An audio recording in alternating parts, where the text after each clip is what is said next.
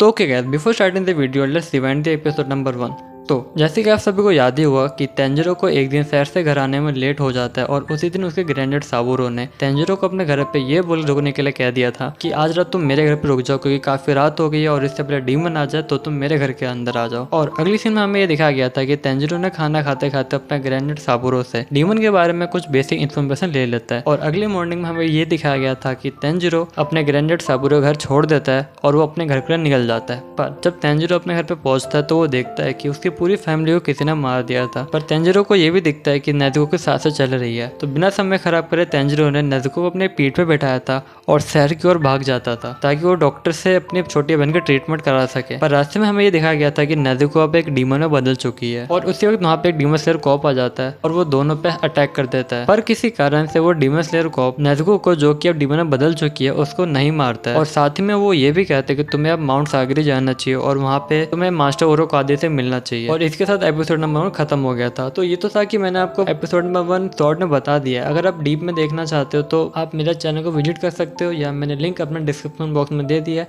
आप वहाँ जाकर चेकआउट कर सकते हो। तो चलिए बिना कुछ समय खराब करें एपिसोड नंबर 2 की शुरुआत करते हैं। तो एपिसोड की शुरुआत में हमें दिखाया जाता है कि तेंजिरो कुछ गाँव वाले से एक टूटा बास्केट और कुछ बैम्बूस मांगता है और रिप्लाई करते हुए गाँव वाला ये भी बोलता है कि हाँ तुम इन्हें ले सकते हो और तुम्हें इसके लिए कुछ भी पैसे देने की जरूरत नहीं है। पर गाँव वाले के काफी मना करने के बाद भी तेंजिरो उन्हें कुछ पैसे दे देता है और तेंजिरो वो टूटा हुआ बास्केट और वो कुछ बांस लेके एक केव के पास आ जाता है जिसके अंदर नेजुको रहती है। जब तेंजिरो केव के अंदर देखता है तो उसको शुरुआत में ऐसा लगता है कि नेजुको ने गुफा छोड़ के जा चुकी है, पर वो कुछ देर के बाद ये पाता है कि नेजुको ने गुफा के अंदर खड्डा खोद दिया जिसके अंदर वो बैठी हुई थी। और तेंजिरो ये सब देख के ये सोचता है कि मेरी छोटी बहन डरी हुई है और वो धूप में नहीं आना चाहती है। और उसके बाद तेंजिरो बाहर जाता है और अपने टूटे हुए बास्केट को कुछ बैम्बूस की मदद से ठीक कर देता है। उसके बाद तेंजिरो गुफा के अंदर आते हुए अपनी छोटी बहन को ये कहता है कि मैं दिन में भी आगे बढ़ना चाहता हूँ, तो तुम क्या इस बास्केट के अंदर आ सकते हो जिससे मैं तुम्हें अपने कंधे पे उठा लूंगा, तुम्हें भी मैं अपने साथ आगे लेके जाऊंगा। शुरुआत में नेजुको ट्राई करती है कि वो बास्केट के अंदर फिट हो जाए, पर वो ऐसा नहीं कर पाती है। तो तेंजिरो नेजुको को कहता है कि तुम्हें याद है कि तुम कैसे एक बार बड़ियों की तरह बड़ी हो गई थी, क्या तुम इसका अपोजिट कर सकती हो, क्या तुम छोटी की तरह छोटी हो सकती हो। और इतना बोलते नेजुको एक और बार ट्राई करती है और इसके बाद नेजुको उस बास्केट के अंदर फिट हो जाती है। जिसके बाद तेंजिरो गुफा छोड़ के आगे बढ़ जाता है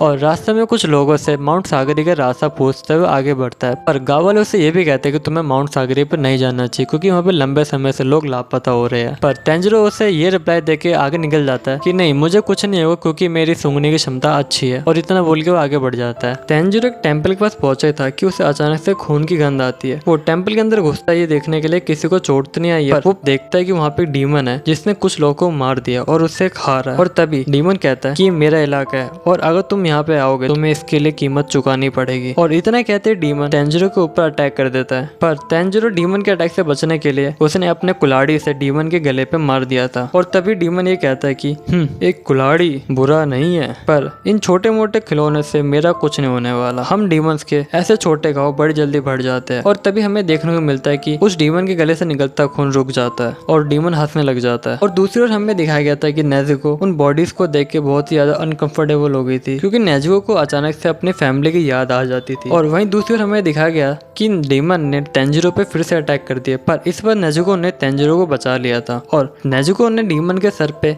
एक जोर से किक करती है जिसके वजह से जो उसका हेड होता है उसकी बॉडी से अलग हो जाता है। और ये सब देख के तेंजिरो बहुत ज्यादा डर जाता है। और उसके बाद डीमन कहता है कि क्या ये कैसे पॉसिबल है, क्या तुम एक डीमन हो, तुम दोनों एक साथ कर क्या रहे हो, तुम दोनों एक टीम बना के क्या कर रहे हो। और तभी डीमन की बॉडी नेजुको पे अटैक कर देती है। और ये सब देख के तेंजिरो बिलीव नहीं कर पाता कि एक डीमन का सर जो कि उसके धड़ से अलग हो गया उसके बाद भी वो बात कर सकता है और अपने बॉडी को कंट्रोल कर सकता है। और तभी तेंजिरो नेजुको बचाने जा ही रहा था कि हमें दिखता है कि डीमन के हेड ने तेंजिरो पे अटैक कर दिया। और हमें ये भी दिखाया गया था कि डीमन अब धीरे धीरे अपने बॉडी को दोबारा रिप्रोड्यूस करना शुरू भी कर दिया है। पर अगेन तेंजिरो ने डीमन के अटैक को अपने कुल्हाड़ी से रोक लिया था। और उसी वक्त हमें ये दिखाया जाता है कि डीमन की बॉडी लगातार नेजुको को मारे जा रहा है। तेंजिरो ये सब देख के बर्दाश्त नहीं कर पाता है। उसके बाद तेंजिरो डीमन के हेड के ऊपर 2 बार कस के अपना हेड मारता है, जिसके बाद तेंजिरो ने ये कुल्हाड़ी जंगल की ओर फेंक दिया था और वो कुल्हाड़ी पेड़ पर जाके अटक जाती है। इसके बाद तेंजिरो भाग के जाता है नेजुको को बचाने के लिए। और नेजुको के पास पहुंचते ही तेंजिरो डीमन के बॉडी को पहाड़ से धक्का दे देता है, पर तेंजिरो खुद भी पहाड़ से गिरने जा ही रहा था, पर नेजुको ने उसे पकड़ लिया था। उसके बाद हमें दिखाया गया था कि जब डीमन की बॉडी पहाड़ से नीचे गिर जाती है उसी वक्त डीमन का हेड भी बेहोश हो जाता है। उसके बाद तेंजिरो और नेजुको दोनों डीमन के हेड के पास पहुंच जाते हैं और तेंजिरो डीमन के हेड को देख के सोचता है क्या ऐसे दुनिया में और भी डीमंस होंगे, पर ये वो गंध नहीं है जो मेरे घर से आ रही थी, मुझे इसे मारना होगा नहीं तो ये और भी लोगों को मार देगा और उन्हें अपना खाना बना लेगा। उसके बाद हमें दिखाया जाता है कि तेंजिरो डीमन के हेड को एक छोटे से स्वॉर्ड से मारने की कोशिश करता है, पर हमें उस वक्त ये भी दिखाया जाता है कि तेंजिरो के कंधे पे किसी ने हाथ रख दिया है। तेंजिरो जब पीछे मुड़ के देखता है तो उसे दिखता है कि एक इंसान जिसने गॉब्लिन मास्क पहना हुआ है कि तुम एक डीमन को एक छोटे से स्वॉर्ड से नहीं मार सकते। तेंजिरो उन्हें देख के कहता है तो मैं इन्हें कैसे मार सकता हूँ? तो वो आदमी जवाब देता है क्या तुम इसके लिए खुद का दिमाग इस्तेमाल नहीं कर सकते? उसके बाद तेंजिरो एक बड़ा सा पत्थर ले आता है और डीमन के हेड के सामने जाके खड़ा हो जाता है, पर वो खड़ा होकर ये सोचता है कि अगर मैंने डीमन के हेड को इससे मारा तो इसे काफी दर्द होगा, क्या कोई ऐसी चीज नहीं है जिससे ये बड़ी आसानी से भर जाए? और ये सब पीछे खड़ा वो गॉब्लिन मास्क पहने हुए इंसान देख रहा था और सोचता है क्या ये कभी नहीं डीमन को मार पाएगा, ये बहुत दयालु है, इसके अंदर डीमन के प्रति भी काफी दया है। उसके बाद हमें दिखाया जाता है कि सुबह हो जाती है और डीमन का हेड सनलाइट की वजह से जल के मर जाता है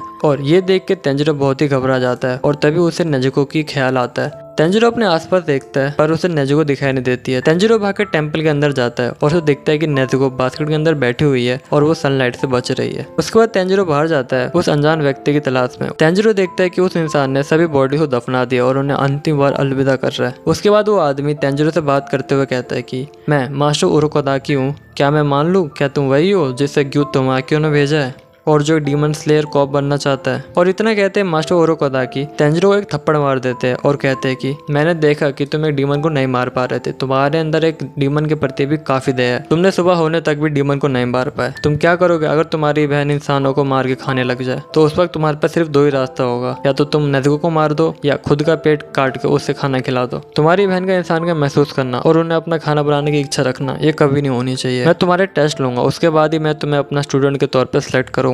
और अगली फ्रेम में हमें दिखाया जाता है कि तेंजिरो मास्टर उरोकोदाकी को फॉलो कर रहा है और उन्हें फॉलो करते हुए तेंजिरो मिस्टर उरोकोदाकी के घर पे पहुंच जाता है। तेंजिरो पहले काफी ज्यादा थक गया था और तभी मास्टर उरोकोदाकी कहते हैं कि अब तुम्हारा टेस्ट शुरू होगा, अब हम पहाड़ पे चढ़ेंगे। ये सुन के तेंजिरो काफी ज्यादा चौंक जाता है क्योंकि वो काफी ज्यादा पहले थक चुका था। जब दोनों ही पहाड़ के ऊपर पहुंच जाते हैं तो मास्टर उरोकोदाकी कहते हैं तेंजिरो अब तुम्हें पहाड़ से नीचे आना है और हाँ अब मैं तुम्हारे लिए सुबह तक इंतजार नहीं करूंगा। और इतना ही बोलते मास्टर उरोकोदाकी वहां से निकल जाते हैं। शुरुआत में तेंजिरो सोचता है कि बस इतना छोटा सा टास्क, अच्छा अब मैं समझा। मास्टर उरोकोदाकी को लगा कि मैं इतने घने अंधेरे में नीचे तक नहीं पहुंच पाऊंगा। पर कुछ ही देर में तेंजिरो जब मास्टर उरोकोदाकी द्वारा बिछाए गए जाल में फंसता है तो उसे असली टास्क के बारे में समझ आता है। लेकिन तेंजिरो जैसे तैसे सुबह होने से पहले मास्टर उरोकोदाकी घर पे पहुंच जाता है और इसके साथ ही मास्टर उरोकोदाकी तेंजिरो को अपने स्टूडेंट के तौर पे एक्सेप्ट कर लेते हैं। और इसी के साथ ही सीजन 1 का एपिसोड नंबर 2 कंप्लीट हो जाता है। चैनल को सब्सक्राइब कर लेना इसी तरह के कंटेंट देखने के लिए। तो बस दोस्तों आज की इस वाले वीडियो में इतना ही, मिलते हैं नेक्स्ट वाले वीडियो में, जब तक के लिए गुड बाय, शप खैर।